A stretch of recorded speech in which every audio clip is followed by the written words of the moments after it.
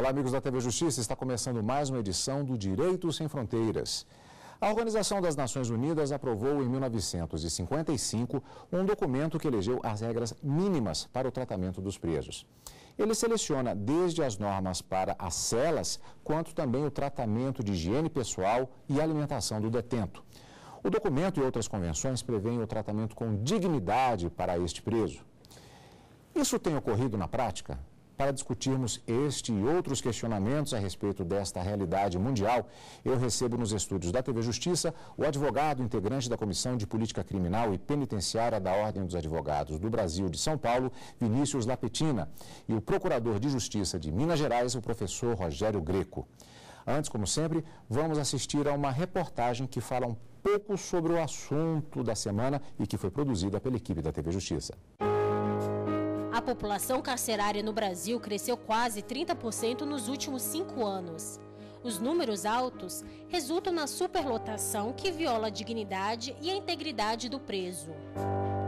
Estados Unidos, China, Rússia, Brasil e Índia são países com maior número de presos. Os dados são do Centro Internacional de Estudos Carcerários, uma instituição especializada em sistema prisional. Para garantir os direitos dos presidiários, o Pacto Internacional de Direitos Civis e Políticos prevê que ninguém poderá ser preso ou encarcerado arbitrariamente. Na verdade, a questão da situação dos presídios ela é bastante debatida em termos mundiais e me faz lembrar exatamente aquela expressão famosa que fala a respeito do se conhecer o grau de civilização de uma determinada sociedade através da situação e até mesmo do cheiro dos seus respectivos presídios. Na verdade, fazendo uma ligeira adaptação datavênia com relação a um certo humor negro em relação a isso, talvez se um habitante de outro planeta visse a situação dos presídios em todo o mundo, talvez ele ficasse bastante chocado com a civilização. E ao ser o nosso tema de hoje, eu queria agradecer muito a participação de ambos aqui na TV Justiça, começando a perguntar exatamente a respeito dessa situação. Vamos visualizar essa situação hipotética. No mundo todo, a maioria das recomendações colocadas nesse dispositivo que acabamos de falar de 1955, passadas várias décadas, infelizmente não é uma realidade ainda. Acho que em países com melhores condições financeiras, melhores condições econômicas, essas diretrizes da ONU acho que se aproximam um pouco mais do que seria o ideal, né? O sistema carcerário ideal, mais humano, mais, acho que em países pobres fica muito longe. Vamos pegar alguns exemplos aqui, embora eu acho que nós não teremos tempo de fazer toda uma análise minuciosa de todo esse dispositivo, mas algumas coisas são bastante simbólicas, eu acredito. Por exemplo, com relação ao número de presos, por exemplo, numa cela. O que é que diz o documento e qual é a realidade que nós enfrentamos? Como regra, Cadu, o documento diz que as celas têm que ser individuais, podendo ser duplicadas em determinadas situações e excepcionalmente. Mas isso não impede também que exista o regime de alojamento. Mas para que exista o alojamento, é preciso também que tenha uma classificação correta de cada preso. Então, assim, esse documento, se você conjugar esse documento, por exemplo, com a nossa lei de execução penal, é perfeito. Na verdade, ele é entre aspas, uma lei de execução penal, porque ele é super detalhado, desde a roupa do preso, a comida do preso. Em cada estabelecimento prisional tem que ter médico, tem que ter dentista, ou seja, é um país de primeiro mundo. Mas na Espanha, minha tese de doutorado foi sobre o sistema prisional. Eu tive um contato mais próximo com as penitenciárias da Espanha. E eu conheci uma penitenciária chamada Topas, na região de Topas, na Espanha, perto de Salamanca, onde eu estudei. E o sistema prisional é perfeito. Ele era composto por 3, 4, 5 blocos. Em cada bloco, você tinha uma quadra de esportes, você tinha, como diz o regulamento mínimo, você tinha um salão de musculação. Lá eles têm 2 chefes de cozinha. Eles têm 5 tipos de comida diferente para dependendo do preso. Porque tem uma comida, um sujeito chega mais gordinho, tem uma comida mais light, tem uma comida mais forte para aquele que está desnutrido, tem uma comida normal, tem comida para preso muçulmano, porque o gado tem que ser abatido, tem que ser degolado, não pode ser eletrocutado, enfim. Então a preocupação deles é muito grande com isso. Na época, eu morei, foi antes daquela crise que aconteceu na Espanha, a média de remuneração de um preso girava em torno de 500 euros. E muitos presos lá dentro, Cadu, mantinham suas famílias do lado de fora. No meio desse centro prisional, tinha uma piscina olímpica. Então, lá na Espanha, o que eles fazem? Eles trazem para o sistema prisional pedaços de fábrica. Ou seja, pedaços de fábrica de automóveis, pedaços de fábricas de colchas, pedaços disso. Ou seja, quando o preso trabalha lá dentro, ele já sai habilitado, pronto para o sistema, né, o sistema normal de trabalho. É essa visão que as pessoas têm que ter. Foi preso, daqui a um tempo vai sair. E que pessoa que vai sair? Né? Até complementando um pouco o que o Dr. Rogério disse, essas diretrizes seriam o mínimo, né? Para você, a gente tem que ter em mente que assim, o sistema carcerário é para impedir que a pessoa esteja na sociedade, é para barrar a liberdade dela, mas não a dignidade. Então, ela tem que ter uma boa alimentação, ela tem que ter, de preferência, um trabalho, um estudo, justamente para quando ela sair, ela poder se integrar à sociedade e tocar a vida dela e a sociedade de uma forma, e a sociedade seguir de uma forma melhor. Eu perguntaria justamente em relação a essas experiências internacionais em que um padrão existe efetivamente. Qual o grau de retorno para a sociedade, por exemplo, dessas prisões espanholas que nos referimos agora? O índice de reincidência, como isso tem sido calculado? Há informações a respeito dessa questão? Tem. Infelizmente, Cadu, assim, existem pesquisas criminológicas sérias dizendo o seguinte, que quanto mais tempo o sujeito permanecer preso, maior é o índice de reincidência. Isso é uma coisa que não é no Brasil, isso é uma coisa, é um dado criminológico. Quanto mais tempo ele permanece preso, então existe aquele efeito criminógeno na pessoa que ele introjeta a condição de criminoso, ele introjeta a condição de bandido. Isso é muito complicado. Então, por isso é que a gente tem que tentar, ao máximo possível, afastar essa pessoa do cárcere. E o sistema prisional ser usado para aquelas pessoas que efetivamente precisam. Na verdade, estaremos vivendo ainda uma espécie de época da vingança privada, que no direito penal é considerado como já tendo sido uma fase já ultrapassada. Na verdade, a gente, no fundo, a gente ainda tem um atraso nesse sentido. Sim, Cadu, mas sabe o que acontece? A gente não pode também recriminar a sociedade, sabe por quê? Porque a violência hoje é uma coisa assustadora. Ninguém suporta mais ouvir falar em violência. Na minha concepção, não é a prisão que vai resolver tudo isso, né? Então, assim, eu acho que o primeiro passo não pode ser uma política de aprisionamento como solução de todos os problemas. A gente vive numa sociedade de consumo, numa sociedade capitalista que vem aí de alguns anos, e a sociedade capitalista gera isso, né? Tem o lado bom de possibilitar a sociedade, de possibilitar as pessoas de conseguirem acessar bens de consumo, mas ela também segrega outras, e essas pessoas segregadas são as pessoas que abastecem o sistema carcerário. Então, não é a prisão que vai resolver o problema dessa sociedade capitalista que a gente vive. Nós vamos para um rápido intervalo. É claro que o tema não se esgota e daqui a pouco nós estaremos de volta já para continuar a respeito desse debate importante a respeito do sistema prisional no mundo e, claro, acabamos falando também do Brasil. É só um instante, não saia daí. Vem aí o Congresso Internacional sobre o Sistema Prisional no Século XXI, nos dias 31 de julho a 2 de agosto em Salvador, Bahia.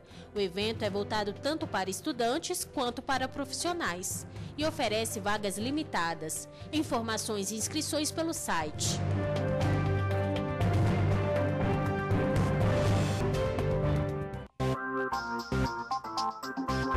Você sabia que nos cárceres da Noruega e da Áustria, os detentos têm acesso a praias, cavalo? O presídio da Noruega, Bastøy Prison, foi fundado em 1982. Lá não existem cercas ou guardas armados. Os detentos têm as chaves de todas as portas e trancas. O Direito Sem Fronteiras está de volta com a conversa a respeito do sistema prisional no mundo e no Brasil também. Uma questão, sempre que há um debate por exemplo, até nas faculdades mesmo, de direito, quando se fala em determinados temas, por exemplo, pena de morte, que ele tem uma relação direta com esse nosso tema de hoje, os debates são muito emocionais e sempre surge um argumento, por exemplo, com relação, voltamos à questão da impunidade, daqueles casos extremos, daqueles casos em que você verifica que, você não vai dizer assim, não, mas a frase todos já conhecem, esse indivíduo, ele é irrecuperável, não há possibilidade de recuperação. Isso se encaixaria naquela sua frase do primeiro bloco de hoje. A questão prendemos muito, mas prendemos mal. Algumas pessoas estão presas e não deveriam estar presas, e outras estão soltas e não deveriam estar soltas. Esse tipo de situação especificamente, ele cairia nessa situação, e existe uma falha no Estado, inclusive até no sentido de identificar esse tipo de conduta? Tem um sociólogo francês muito interessante chamado Luc Vacan, que ele disse que os Estados Unidos conseguiram resolver o problema da criminalidade porque eles prenderam todo mundo. O sistema prisional americano hoje tem 3 milhões ou mais de presos, fora que, junto com o sistema, são aproximadamente 8 milhões de pessoas. Eu ia perguntar exatamente do sistema americano, que justamente acaba sendo uma referência até cultural, até por conta de filmes de tribunais que a gente assiste o tempo todo, até seriados. E há diversas situações lá que muitas vezes geram polêmica. Por exemplo, é um país que tem um sistema onde há a previsão de prisão perpétua, pena de morte, e, na verdade, tem se comprovado que isso, pergunto, na verdade, não tem se apresentado, na verdade, como uma solução eficiente. Até uma peculiaridade do sistema americano a forma privada como, em alguns casos, ele é conduzido, em determinados estados existe uma parceria entre o Estado e a iniciativa privada. Eu acho que o sistema americano, ele é um ponto de interrogação, porque existe essa questão da privatização, assim, então se gera muito dinheiro com ele, existem empresas que trabalham e funcionam em função da liberdade de pessoas, então isso é um ponto que, ao mesmo tempo que oferece boas condições, oferece uma certa dignidade às pessoas que aqui no Brasil a gente não vê isso em presídios controlados pelo Estado, é um pouco complicado porque as pessoas estão ganhando dinheiro em cima da prisão de outras. Só que os Estados Unidos, até complementando um pouco do que já foi dito, os Estados Unidos é um país que as mínimas condutas, as menores transgressões sociais são criminalizadas. Por pouco se vai preso lá, né? Acho que e não resolve, né? Quanto mais condutas se criminaliza, mais o sistema vai estar cheio e mais vai estar abastecido por aquela cota de pessoas marginalizadas que poderiam, se tivessem uma condição, se tivessem uma oportunidade, provavelmente não estariam ali. Tem o tráfico de drogas. Os Estados Unidos querem invadir todos os países do mundo por conta do tráfico de drogas. E lá eles são o quintal do consumo de drogas. Então, primeiro eu resolvo o problema na minha casa. Então, eu não consigo resolver o problema na minha casa. Só uma questão que eu acho que a gente está num momento importante, tanto os países europeus, né, com essa notícia da Holanda, da Suécia fechando presídios, e eu vejo um pouco também nos Estados Unidos. Eu acho que os estados, e principalmente os estados mais ricos, né, que geralmente as tendências mundiais começam por eles, têm percebido isso. Tem percebido. Não é à toa que a Suécia vem fechando presídios, que a Holanda, na mesma notícia, se não me engano, disseram que foram fechados presídios e abertas não sei quantas escolas. Então, assim, os estados têm percebido que a prisão não é a solução da sociedade. Os Estados Unidos, há pouco, também vem discutindo com intenções de descriminalizar o uso de drogas. E isso vai fazer com que diversas pessoas não sejam presas. Então, existe uma tendência, principalmente nos países da Europa, também nos Estados Unidos, de que a prisão não é a solução, que o presídio cheio é um problema para a sociedade. A minha pergunta seria, é possível identificar determinados indivíduos em qualquer classe social e dizer que assim, não, essa é uma situação mais problemática? Porque esse argumento é muito utilizado. Falamos de recuperação social de um indivíduo que é um psicopata, um indivíduo que, assim que sair, ele vai matar ou vai roubar, ele vai atuar de alguma maneira. Isso cairia nessa situação de você ter um sistema que funcione, inclusive, para garantir a prisão de um indivíduo desse? Eu acredito no ser humano, eu acredito na recuperação. Eu acho que todo ser humano tem jeito. Se não for um problema de saúde mental, porque aí dificilmente é uma doença, você não pode prever o que vai acontecer lá na frente. Mas, assim, eu trabalho nesses 25 anos de MP, Cadu, pelo menos 23 trabalhando no crime. E quantas pessoas se recuperaram. Não faz muito tempo eu estava fazendo uma palestra em São Paulo, falando sobre o sistema prisional. No final veio um rapaz, ele tinha participado 15 anos do Comando Vermelho no Rio. Ele foi resgatado por uma ONG. Quando ele foi resgatado por essa ONG, que acreditou nele, ele já ia se meter numa outra guerra com uma outra facção no Rio e ficam se digladiando por conta de disputa de ponto de tráfico. E esse rapaz foi resgatado. Hoje ele resgata outros presos.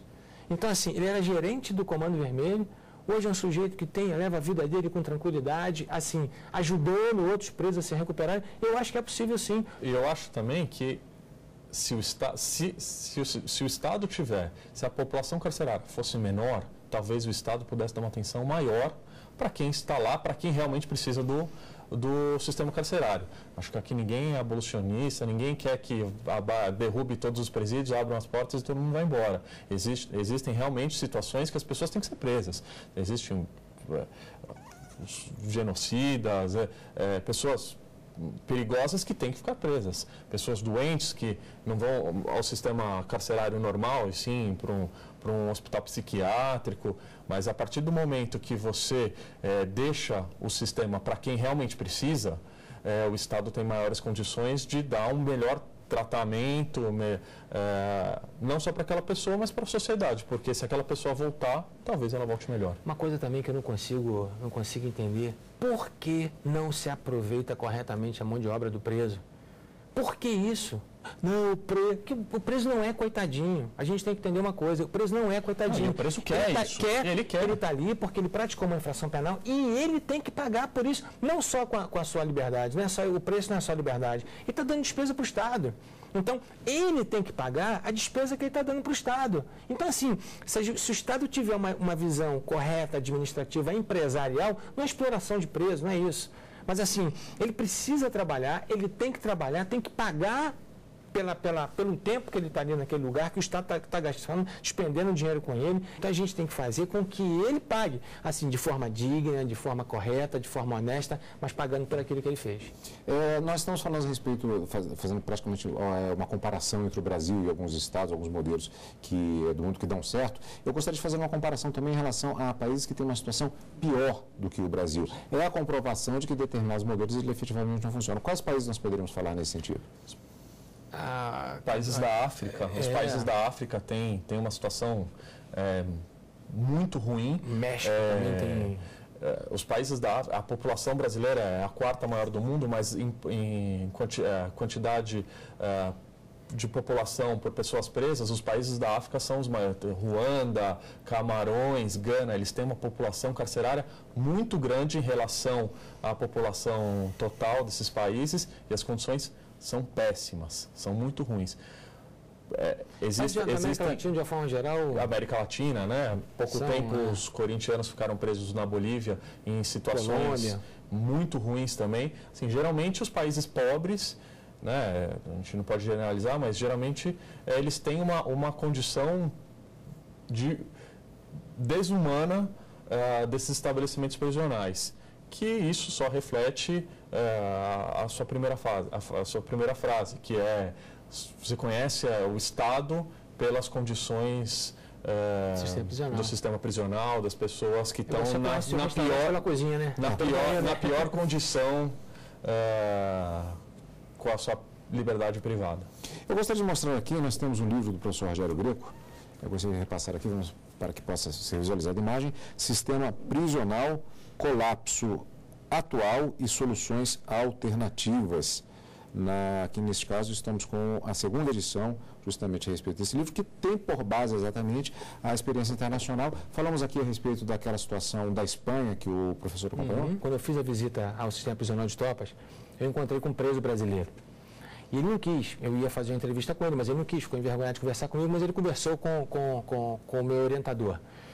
E engraçado que ele já estava no final do cumprimento da pena dele. E por mais incrível que isso possa parecer, ele não queria sair do sistema. Ele queria permanecer. Sabe por quê? Hoje, o conceito de liberdade é um conceito diferente. Se eu te perguntar assim, o que é ser livre para você? O nosso conceito de liberdade, muitas vezes, é diferente de outras pessoas que não têm absolutamente nada. Aquele sul da Espanha fica perto da África, perto do Marrocos. E as pessoas tentam fazer aquela travessia com aqueles barcos, vão morrendo. Chegam na Espanha, são presas, traficando drogas, vão para essas penitenciárias, exemplo de Topas, e lá dentro eles começam a entender o que é viver. Aqui fora eles não tinham nada, absolutamente nada. Lá dentro eles têm tudo. Aí eu te pergunto, eles são mais livres lá dentro ou aqui fora? É assim que a coisa funciona, sabe? Então, hoje o conceito de liberdade é diferente. E como esse rapaz estava no final do tempo de cumprimento de pena dele, ele estava entrando em desespero, porque lá ele tinha, sabe, a graninha dele, recebia os seus 500 euros, mantinha a família dele do lado de fora, tinha um trabalho digno lá dentro da cozinha. E é até difícil te falar isso, mas dentro do sistema prisional ele era muito mais feliz do que fora. É claro que o nosso direito de liberdade é um direito sagrado, ninguém quer abrir mão dele. Imagina você ficar preso um final de semana na sua casa, você trancado, com televisão, com tudo à sua comida, disposição, com telefone. você só não pode sair. Só o fato de você não poder sair já te causa uma agonia, a gente sabe, é doido, o negócio é muito complicado. Mas Topas é um exemplo que o Brasil podia seguir. Bom, é claro que esse tema é absolutamente, como eu já tinha dito, é impossível você abordar, é apenas uma pequena amostra a respeito do debate que existe com relação a essa questão. Quero agradecer muito a participação de ambos aqui nos estúdios da TV Justiça. Afinal, chegamos ao fim de mais um Direito Sem Fronteiras. Conversei com Vinícius Lapetina, advogado, integrante da Comissão de Política Criminal e Penitenciária da Ordem dos Advogados do Brasil de São Paulo, e Rogério Greco, procurador de Justiça de Minas Gerais. Agradeço mais uma vez a participação de ambos. E falamos a respeito do sistema prisional no mundo e no Brasil. Você quer participar do nosso programa? Envie a sua sugestão para o e-mail direitosemfronteiras@stf.jus.br. E você também pode rever esta e outras entrevistas no site. Basta acessar www.tvjustiça.jus.br. Até a semana que vem. Tchau!